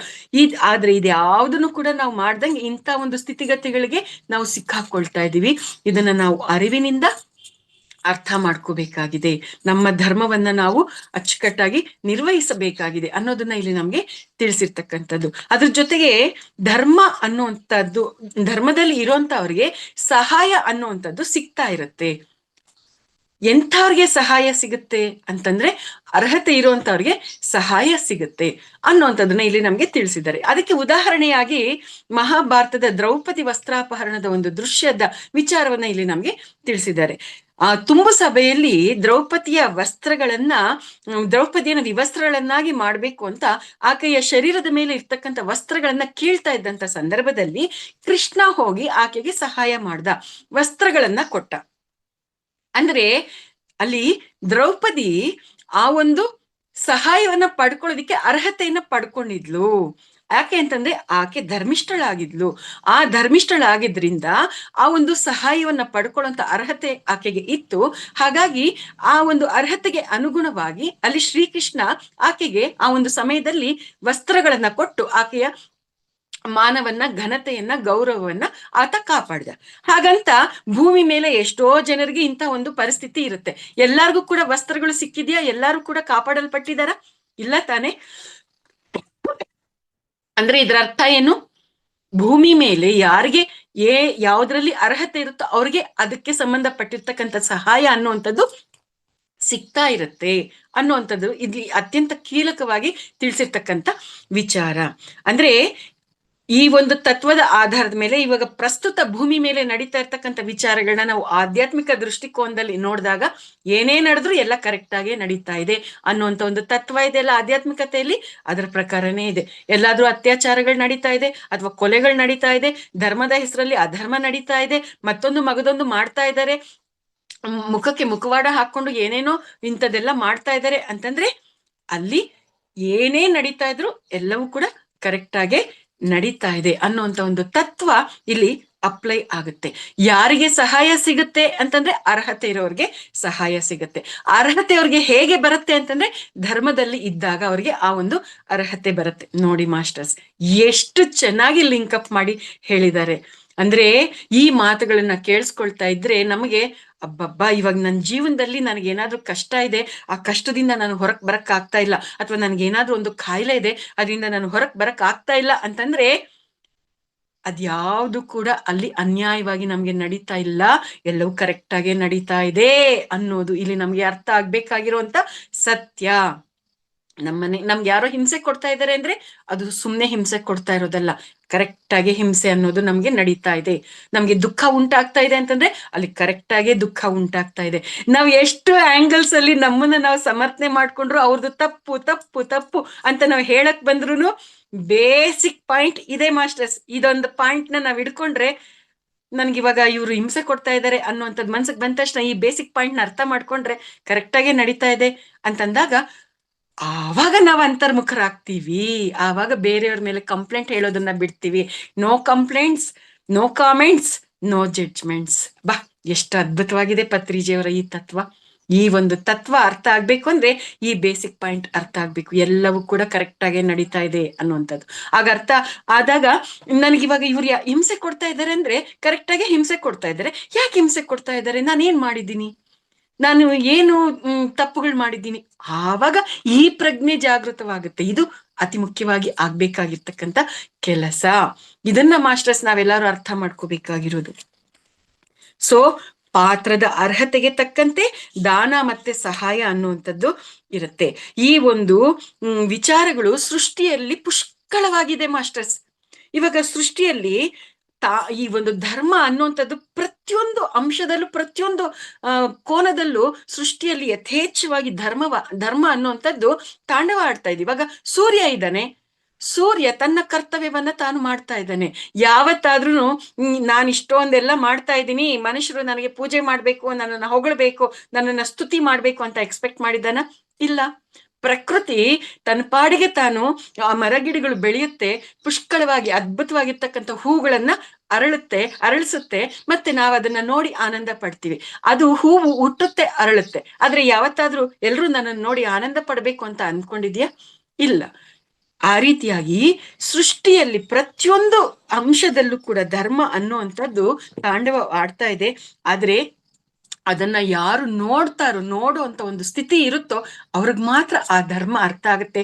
ಆ ಒಂದು ಭೌತಿಕವಾಗಿರ್ತಕ್ಕಂಥ ಪ್ರಕೃತಿ ಅಂದ್ರೆ ಭೌತ ಸ್ಥಿತಿಯಲ್ಲಿ, ಭೌತಿಕ ರೂಪದಲ್ಲಿ ವ್ಯಕ್ತವಾಗಿರ್ತಕ್ಕಂಥ ಪರಮಾತ್ಮ ತತ್ವದಲ್ಲಿ ಇರ್ತಕ್ಕಂಥ ಆ ಒಂದು ಸತ್ಯ ನೋಡುವಂತ ಸ್ಥಿತಿ ಇರೋರ್ಗ್ ಮಾತ್ರ ಅಲ್ಲಿ ಅದು ಅರ್ಥ ಆಗುತ್ತೆ. ಎಲ್ಲಾರ್ಗೂ ಅರ್ಥ ಆಗೋದಿಲ್ಲ. ಧರ್ಮ ಇರೋರ್ಗೆ ಮಾತ್ರ, ಧರ್ಮದಲ್ಲಿ ಇರೋರ್ಗೆ ಮಾತ್ರನೇ ಇದು ಕಾಣಿಸುತ್ತೆ. ಅದಕ್ಕೆ ಸಂಬಂಧಪಟ್ಟ ಹಾಗೆ ಬುದ್ಧ ಅಷ್ಟಾಂಗ ಮಾರ್ಗವನ್ನ ಧರ್ಮಪಥ ಅಂತಾನೆ ಕೊಟ್ಟಿದ್ದಾರೆ. ಅಷ್ಟಾಂಗ ಮಾರ್ಗ ಅಂದ್ರೆ ಏನು? ಸರಿಯಾದ ದೃಕ್ಪಥ, ಸರಿಯಾದ ಮಾತು, ಸರಿಯಾದ ಸಂಕಲ್ಪ, ಸರಿಯಾದ ಕರ್ಮ, ಸರಿಯಾದ ಜೀವನ ವಿಧಾನ, ಸರಿಯಾದ ಶ್ರದ್ಧೆ, ಸರಿಯಾದ ಏಕಾಗ್ರತೆ, ಸರಿಯಾದ ಧ್ಯಾನ, ಇವೆಲ್ಲವೂ ಕೂಡ ಧರ್ಮ ಮಾರ್ಗದಲ್ಲಿ ನಡೆಯೋದಿಕ್ಕೆ ಇರ್ತಕ್ಕಂಥ ಚುಕ್ಕಾಣಿಗಳು. ಅವನ್ನ ಹಿಡ್ಕೊಂಡು ನಾವು ನಡೆದಾಗ ಪ್ರಕೃತಿಯ ಪರವಾಗಿರ್ತಕ್ಕಂಥ ಧರ್ಮ ಮಾರ್ಗದಲ್ಲಿ, ದೈವಿಕವಾಗಿರ್ತಕ್ಕಂಥ ಧರ್ಮ ಮಾರ್ಗದಲ್ಲಿ ನಾವು ನಡೆದಂತೆ ಆಗತ್ತೆ.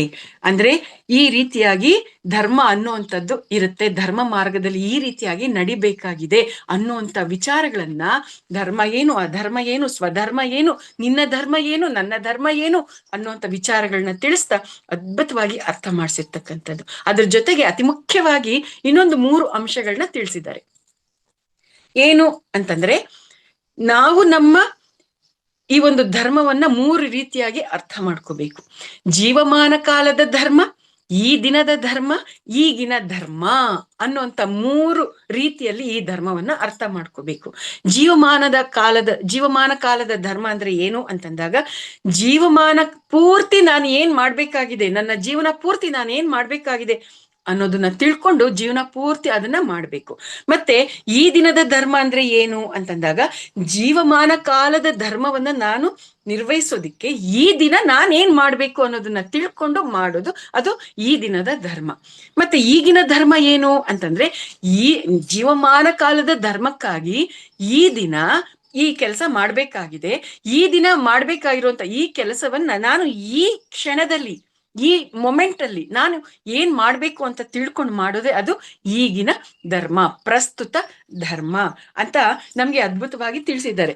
ಪತ್ರಿಜಿಯವರು ವೇದಿಕೆ ಮೇಲಿದ್ದಾಗ ಸತ್ಯದ ವಿಚಾರಗಳನ್ನ ಹೇಳೋದು, ಧ್ಯಾನವನ್ನ ಮಾಡಿಸೋದು ಅವರ ಧರ್ಮ. ಆ ಒಂದು ವೇದಿಕೆಯನ್ನ ಬಿಟ್ಟು ಕಿಚನ್ ಕಡೆಗೆ ಹೋದಾಗ ಅಲ್ಲಿ ತರಕಾರಿಯನ್ನ ಹೆಚ್ಚೋದು ಇದ್ದಾಗ ತರಕಾರಿ ಹೆಚ್ಚೋದು ಅವರ ಆಗಿನ ಧರ್ಮ. ತರಕಾರಿಯನ್ನ ಹೆಚ್ಚಿದ್ದಾದ್ಮೇಲೆ ಅಡಿಗೆ ಮಾಡ್ಬೇಕು ಅಂತ ಇದ್ರೆ ಅಡಿಗೆ ಮಾಡೋದು ಆಗ ಇರುವಂತ ಆಗಿನ ಧರ್ಮ. ಅನಂತರ ಊಟ ಬಡಿಸ್ಬೇಕು ಅಂತಂದಾಗ ಎಲ್ಲಾರ್ಗು ಊಟವನ್ನ ಬಡಿಸೋದು ಅದು ಆಗಿರ್ಬೇಕಾಗಿರ್ತಕ್ಕಂಥ ಧರ್ಮ. ಎಲ್ಲಾರು ಊಟ ಮಾಡ್ತಾ ಇದ್ದಾಗ ಹೋಗಿ ಊಟ ಹೇಗಿದೆ, ರುಚಿಯಾಗಿದೆಯಾ ಅಂತ ಕೇಳಿ ತಿಳ್ಕೊಳ್ಳೋದು ಆಗ್ ಮಾಡ್ಬೇಕಾಗಿರ್ತಕ್ಕಂಥ ಧರ್ಮ, ಅದು ಆಗ್ ಮಾಡ್ಬೇಕಾಗಿರ್ತಕ್ಕಂಥ ಕರ್ತವ್ಯ. ಅಂದ್ರೆ ಏನು? ಜೀವಮಾನ ಕಾಲ ಪೂರ್ತಿ ಮಾಡ್ಬೇಕಾಗಿರ್ತಕ್ಕಂಥ ಧರ್ಮ ಅಥವಾ ಕರ್ತವ್ಯ ಏನಿದೆ ಅದನ್ನ ಈ ಕ್ಷಣದಲ್ಲಿ, ಈ ಮೊಮೆಂಟ್ ಅಲ್ಲಿ, ಈ ದಿನ ಈ ಮೊಮೆಂಟ್ ಅಲ್ಲಿ ಯಾವ ರೀತಿಯಾಗಿ ಮಾಡ್ಬೇಕು ಅನ್ನುವಂಥದ್ದನ್ನ ಎಷ್ಟು ಅದ್ಭುತವಾಗಿ ತಿಳಿಸಿದ್ದಾರೆ ಮಾಸ್ಟರ್ಸ್, ಎಷ್ಟು ಸುಲಭವಾಗಿ ತಿಳಿಸಿದ್ದಾರೆ ನೋಡಿ. That is Patriji. ಈ ರೀತಿಯಾಗಿ ನಾವೆಲ್ಲರೂ ತಿಳ್ಕೊಳ್ತಾ ಎಲ್ಲರೂ ನಾವು ಧರ್ಮಬದ್ಧರಾಗಿ ನಮ್ಮ ಜೀವನವನ್ನ ನಡೆಸೋಣ ಅನ್ನೋದನ್ನ ತಿಳಿಸಿದ್ದಾರೆ. ಈ ಒಂದು ಧರ್ಮ ಅನ್ನುವಂಥದ್ದು ಅಥವಾ ನಾಳೆ ಮಾಡ್ಬೇಕಾಗಿರ್ತಕ್ಕಂಥದ್ದು ಅನ್ನೋದೇನಿದೆ, ನಾಳೆ ಅನ್ನೋದು ನಾಳೆ ಇಲ್ಲ, ಅದು ಈಗ್ಲೇ ಇದೆ, ಈ ಕ್ಷಣದಲ್ಲೇ ಇದೆ. ಈ ಕ್ಷಣದಲ್ಲೇ ನಾಳೆ ಅನ್ನುವಂಥದ್ದು ಕ್ರಿಯೇಟ್ ಆಗುತ್ತೆ. ನಾಳೆ ಅನ್ನೋದು ಯಾವತ್ತು ಬರೋದೇ ಇಲ್ಲ ಅನ್ನುವಂಥ ಒಂದು ಸತ್ಯವನ್ನು ಕೂಡ ಇಲ್ಲಿ ನಮ್ಗೆ ಅರ್ಥ ಮಾಡಿಸಿದ್ದಾರೆ. ಜೀವಮಾನ ಕಾಲದ ಧರ್ಮ ಇಲ್ಲ, ಈ ಕ್ಷಣದಲ್ಲಿ ಈ ಮೊಮೆಂಟ್ ಅಲ್ಲೇ ಇದೆ. ಈ ಮೊಮೆಂಟಿನಲ್ಲಿ ನಾವು ಹೇಗ್ ಜೀವನ ಮಾಡ್ತಾ ಇದೀವಿ ಅನ್ನೋದೇ ನಮ್ಮ ವಾಸ್ತವ. ಈ ವಾಸ್ತವ, ಈ ವರ್ತಮಾನವೇ ನಮ್ಮ ಭವಿಷ್ಯವಾಗುತ್ತೆ. ಅಂದ್ರೆ ಮುಂದೆ ಅದೇ ಬರ್ತಾ ಇರುತ್ತೆ, ಈ ಕ್ಷಣದಲ್ಲಿ ಮುಂದೆ ಅದೇನೇ ಬರ್ತಾ ಇರುತ್ತೆ ಅನ್ನುವಂಥ ಒಂದು ಅದ್ಭುತವಾಗಿರ್ತಕ್ಕಂಥ ಸತ್ಯವನ್ನ ಇಲ್ಲಿ ನಮ್ಗೆ ಅರ್ಥ ಮಾಡಿಸಿರ್ತಕ್ಕಂಥದ್ದು. ಮತ್ತೆ ಇಲ್ಲಿ ಪತ್ರಿಜಿಯವರು ಮತ್ತೊಂದು ಅದ್ಭುತವಾಗಿರ್ತಕ್ಕಂಥ ಅವರದೇ ಉದಾಹರಣೆಯನ್ನ ಕೊಟ್ಟಿದ್ದಾರೆ. ಅವರು ಉದ್ಯೋಗ ಮಾಡ್ತಾ ಇದ್ರು ಪ್ರಾರಂಭದಲ್ಲಿ. ಅವ್ರು ಉದ್ಯೋಗವನ್ನ ಮಾಡ್ತಾ ಇರ್ಬೇಕಾದ್ರೆ ಅವ್ರಿಗೆ ಆಗ ಜೀವಮಾನ ಕಾಲದ ಪ್ರಣಾಳಿಕೆ ಅವ್ರಿಗೆ ಗೊತ್ತಿರ್ಲಿಲ್ಲ. ಆಗ ಅವ್ರು ಮಾಮೂಲಿಯಾಗಿ ಪ್ರಾಪಂಚಿಕ ಜೀವನದಲ್ಲಿ ಜೀವನ ನಿರ್ವಹಣೆಗೆ ಬೇಕಾಗಿರ್ತಕ್ಕಂಥ ಉದ್ಯೋಗವನ್ನ ಮಾಡ್ತಾ ಇದ್ರು. ಆದ್ರೆ ಆ ಉದ್ಯೋಗವನ್ನ ಮಾಡ್ತಾ ಇರ್ಬೇಕಾದ್ರೇನೆ ಅವ್ರಿಗೆ ಒಂದು ಮೊಮೆಂಟ್ ಅಲ್ಲಿ ಅರ್ಥ ಆಗೋಯ್ತು, ಉದ್ಯೋಗವನ್ನ ಮಾಡ್ಕೊಂಡೇ ಜೀವನ ಪೂರ್ತಿ ಇರೋದು ನನ್ನ ಧರ್ಮ ಅಲ್ಲ, ನನ್ನ ಧರ್ಮ ಬೇರೆ ಇದೆ ಅನ್ನೋದು ಅವ್ರಿಗೆ ಅರ್ಥ ಆಯ್ತು. ಸೊ ಹಾಗಾಗಿ ಆ ಒಂದು ಧರ್ಮವನ್ನ, ಆ ಒಂದು ಕರ್ತವ್ಯವನ್ನ ನಿರ್ವಹಿಸೋದಿಕ್ಕೆ ಅಲ್ಲಿ ಪತ್ರಿಜಿಯವರು ಸರಿಯಾದ ಸಮಯಕ್ಕೋಸ್ಕರ ಕಾಯ್ತಾ ಇದ್ರು. ಆ ಸಮಯ ಬಂದ ಕೂಡಲೇ ಉದ್ಯೋಗಕ್ಕೆ ರಾಜೀನಾಮೆಯನ್ನ ಕೊಟ್ರು, ಸಂಪೂರ್ಣವಾಗಿ ಧ್ಯಾನ ಪ್ರಚಾರಕ್ಕೆ ತಮ್ಮ ಜೀವನವನ್ನ ಅರ್ಪಣೆ ಮಾಡಿದ್ರು. ಸುದೀರ್ಘವಾಗಿ 40 ವರ್ಷಗಳ ಕಾಲ ಈ ಒಂದು ಪಿರಮಿಡ್ ಸಾಮ್ರಾಜ್ಯವನ್ನ ನಿರ್ಮಾಣ ಮಾಡಿದ್ರು. ಇವತ್ತು ನಾವು, ನೀವು, ರಂಗನಾಥ್ ಅವರು ಎಲ್ಲರೂ ಕೂಡ ಈ ರೀತಿಯಾಗಿ ತಯಾರಾಗೋ ಹಾಗೆ ಮಾಡಿದ್ರು. ಇದು ಮಾಸ್ಟರ್ಸ್ ನಮ್ಗೆ ಪತ್ರಿಜಿಯವರು ಅರ್ಥ ಮಾಡಿಸಿರ್ತಕ್ಕಂಥದ್ದು. ಮತ್ತೆ ಬುದ್ಧನ ಉದಾಹರಣೆಯನ್ನ, ಬುದ್ಧನ ಪ್ರಣಾಳಿಕೆಯನ್ನ ಇಲ್ಲಿ ನಮ್ಗೆ ಅರ್ಥ ಮಾಡಿಸಿದ್ರು. ಬುದ್ಧ ಒಬ್ಬ ರಾಜಕುಮಾರ, ಮುಂದೆ ರಾಜನಾಗ್ಬೇಕಾಗಿರ್ತಕ್ಕಂಥವನು. ಅವನ್ಗೆ ಏನಕ್ಕೂ ಕೂಡ ಕೊರತೆ ಇರ್ಲಿಲ್ಲ. ಆದ್ರೆ ಅವನ್ಗೆ ಆ ಸುಖ ಭೋಗದ ಜೀವನ ಬೇಕಾಗಿರ್ಲಿಲ್ಲ. ಯಾಕೆ ಅಂತಂದ್ರೆ ಅದು ಅವನ ಪ್ರಣಾಳಿಕೆ ಆಗಿರ್ಲಿಲ್ಲ. ಅವನು ಅವನು ಗೌತಮನಾಗಿದ್ದಂತ ಅವನು ಬುದ್ಧನಾಗಿ ತಯಾರಾಗಿ ಇಡೀ ಪ್ರಪಂಚಕ್ಕೆ ಬುದ್ಧತ್ವವನ್ನ ಬೋಧನೆ ಮಾಡೋದು ಅವನ ಒಂದು ಧರ್ಮ, ಅದು ಅವನ ಕರ್ತವ್ಯ ಅನ್ನೋದು ಅವನಿಗೆ ಅರ್ಥ ಆಗಿದ್ರಿಂದ ಅವನು ತನ್ನ ಪ್ರಣಾಳಿಕೆಗೆ ಅನುಗುಣವಾಗಿ ಅವನು ಹೊರಟ ಅನ್ನೋಂಥ ಉದಾಹರಣೆಯನ್ನ ಅವನು ಇಲ್ಲಿ ನಮ್ಗೆ ಕೊಟ್ಟಿರ್ತಕ್ಕಂಥದ್ದು. ಹಾಗಾಗಿ ಪ್ರತಿಯೊಬ್ರು ಕೂಡ ನಮ್ಮ ಧರ್ಮವನ್ನ, ಸ್ತ್ರೀ ಕುಟುಂಬ ಧರ್ಮವನ್ನ ತಾನು ನಿರ್ವಹಿಸ್ಬೇಕು, ಪುರುಷ ಸ್ತ್ರೀ ಬಗ್ಗೆ ಕುಟುಂಬದ ಬಗ್ಗೆ ತನಗಿರ್ತಕ್ಕಂಥ ಕರ್ತವ್ಯವನ್ನ ತಾನು ನಿರ್ವಹಿಸ್ಬೇಕು.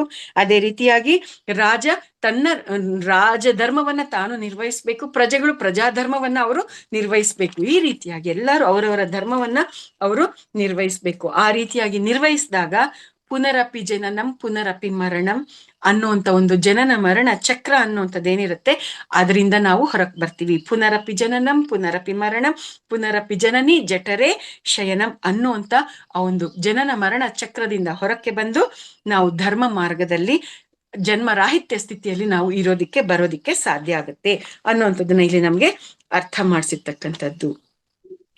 ಅಂದ್ರೆ ಧರ್ಮೋ ರಕ್ಷತಿ ರಕ್ಷಿತಃ, ಧರ್ಮವನ್ನ ನಾವು ರಕ್ಷಣೆ ಮಾಡಿದ್ರೆ ಆ ಧರ್ಮ ಪುನಃ ನಮ್ಮನ್ನು ರಕ್ಷಣೆ ಮಾಡುತ್ತೆ. ಇದು ನನ್ನ ಜೀವನದಲ್ಲಿ ನಾನು ಸ್ವ ಅನುಭವದಿಂದ ನನಗೆ ಅರ್ಥ ಮಾಡಿಸಿರ್ತಕ್ಕಂಥ ಅನುಭವ ಪಾಠ. ಧರ್ಮ ಅನ್ನುವಂಥದ್ದು ನನಗೆ ಅರ್ಥ ಆಗಿದ್ದೇನು ಅಂತಂದ್ರೆ, ನನಗೆ ಈ ಶರೀರ ಅನ್ನೋದು ಲೋಕ ಕಲ್ಯಾಣಕ್ಕಾಗಿ, ಆತ್ಮ ಕಲ್ಯಾಣ ಮಾರ್ಗಕ್ಕಾಗಿ ನನಗೆ ಬೇಕಾಗಿದೆ. ಅದನ್ನ ಹೊರತುಪಡಿಸಿ ಇನ್ನು ಯಾವುದಕ್ಕೂ ಕೂಡ ನನಗೆ ಈ ಶರೀರದ ಅವಶ್ಯಕತೆ ಇಲ್ಲ ಅನ್ನುವಂಥ ಒಂದು ಪ್ರಜ್ಞೆ ನನ್ನಲ್ಲಿ ಜಾಗೃತ ಆದಾಗ, ಅದೇ ತತ್ವದಲ್ಲಿ, ಅದೇ ಧರ್ಮದಲ್ಲಿ ನಾನು ನಿಂತಾಗ ಈ ಕರ್ಮಗಳ ಸುನಾಮಿ ಅನ್ನೋದು ನನ್ನನ್ನ ಆಕ್ರಮಣ ಮಾಡಕ್ಕೆ ಬಂದಾಗ ಈ ಧರ್ಮನೇ ನನ್ನನ್ನ ಕಾಪಾಡ್ತು. ಇವಾಗ್ಲೂ ಆ ಧರ್ಮದಲ್ಲಿ ನಡೀತಾ ಇರೋದ್ರಿಂದಾನೇ ನನ್ನನ್ನ ಆ ಒಂದು ಧರ್ಮ ಮುಂದಕ್ಕೆ ನನ್ನನ್ನ ಕರ್ಕೊಂಡು ಹೋಗ್ತಾ ಇದೆ. ಹಾಗಾಗಿನೇ ಧರ್ಮೋ ರಕ್ಷತಿ ರಕ್ಷಿತಃ ಅನ್ನುವಂಥದ್ದು ಇಲ್ಲಿ ನಮ್ಗೆ ಅರ್ಥ ಮಾಡಿಸಿರ್ತಕ್ಕಂಥದ್ದು. ಆವಾಗ ಈ ರೀತಿಯಾಗಿ ಆ ಒಂದು ಧರ್ಮದಲ್ಲಿ ನಾವು ನಡೆದಾಗ ನಮ್ಮ ಜೀವನ ಸಾರ್ಥಕ ಆಗತ್ತೆ. ಅದ್ರ ಜೊತೆಗೆ ನಮ್ಮ ಲೈಫ್ ಪರ್ಪಸ್ ಬಗ್ಗೆ ನಾವು ತಿಳ್ಕೋಬೇಕು. ನಮ್ಮ ಪರ್ಪಸ್ ಆಫ್ ಲೈಫ್ ಏನಿದೆ ಅನ್ನೋದನ್ನ ನಮಗ್ ನಾವೇ ತಿಳ್ಕೋಬೇಕು. ಒಂದು ವೇಳೆ ಪತ್ರಿಜಿ ಅವ್ರ ಹತ್ರಕ್ಕೆ, ಸರ್ ನನ್ನ ಲೈಫ್ ಪರ್ಪಸ್ ಏನು ಸರ್ ಅಂತ ಕೇಳಿದ್ರೆ ಪತ್ರಿಜಿ ಅವ್ರ ಏನ್ ಹೇಳ್ತಾರೆ, ಧ್ಯಾನ ಮಾಡೋದೇ ನಿನ್ನ ಲೈಫ್ ಪರ್ಪಸ್, ನೀನ್ ನನ್ನ ಹತ್ರಕ್ ಬಂದಿದ್ಯಾ ಅಂದ್ರೆ ನೀನ್ ಧ್ಯಾನ ಮಾಡೋದೇ ನಿನ್ ಲೈಫ್ ಪರ್ಪಸ್ ಅಂತ ಹೇಳ್ತಾರೆ.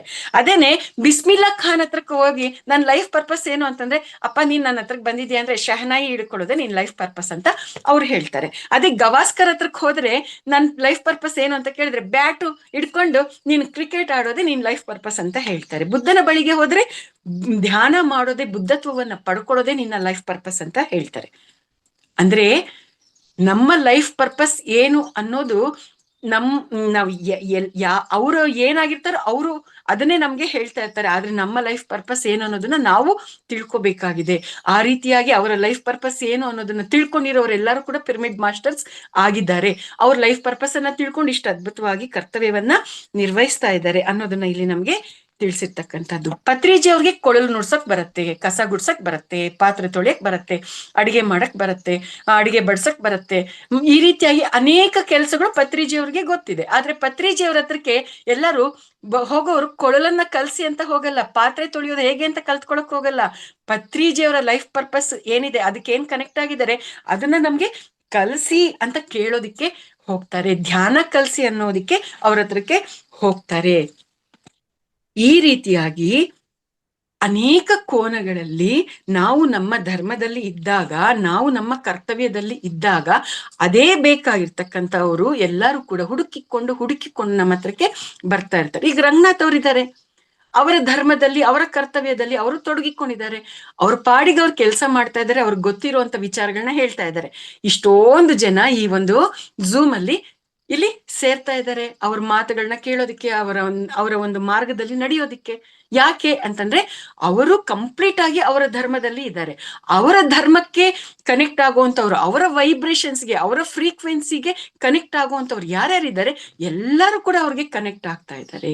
ಅವರ ಮಾರ್ಗದಲ್ಲಿ ಅವರ ಪ್ರೇರಣೆಯಿಂದ ನಡೀತಾ ಇದ್ದಾರೆ. ಈ ರೀತಿಯಾಗಿ ಅವರವರ ಧರ್ಮ ಅನ್ನುವಂಥದ್ದು ಜಾಗೃತ ಆದಾಗ ಒಂದೇ ಗೂಡಿನ ಹಕ್ಕಿಗಳು ಒಂದೇ ಗೂಡಿಗೆ ಬಂದು ಸೇರುತ್ತೆ. ಆಯಾ ಹಕ್ಕಿ ಆಯಾ ಗೂಡಿಗೆ ಬಂದು ಸೇರುತ್ತೆ ಅನ್ನೋ ಹಾಗೆ ಆ ಹಕ್ಕಿಗಳು ಆ ಗೂಡಿಗೆ ಹೋಗಿ ಸೇರ್ತಾ ಇದ್ದಾವೆ ಅನ್ನೋದಕ್ಕೆ ಇದು ಅದ್ಭುತವಾಗಿರ್ತಕ್ಕಂಥ ಒಂದು ಉದಾಹರಣೆ ಮಾಸ್ಟರ್ಸ್.